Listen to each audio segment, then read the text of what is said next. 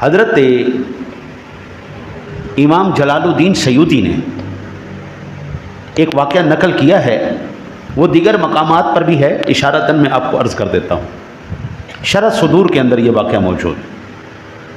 حضرت سیدنا موسیٰ کلیم اللہ علی نبینا علیہ الصلوۃ والسلام کا زمانہ اقدس ہے۔ ایک بندہ جس طرح حضور موسیٰ علیہ السلام عمل فرماتے وہ اسی طرح عمل کرتا، جس طرح حضرت موسیٰ علیہ السلام پگڑی شریف پہنتے وہ بھی پگڑی شریف پہنتا، وہ لباس پہنتے وہ بھی لباس پہنتا، جس طرح اللہ کا نبی چلتا وہ بھی چلتا، جس طرح انہوں نے داڑھی شریف رکھی اس نے بھی اسی طرح داڑھی شریف رکھی۔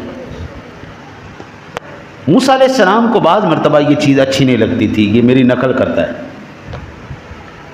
بندہ مر گیا، لوگ اس کو ناپسند کرتے تھے، دیکھو جی نبی کی نقل کرتا ہے، بے وقوف آدمی۔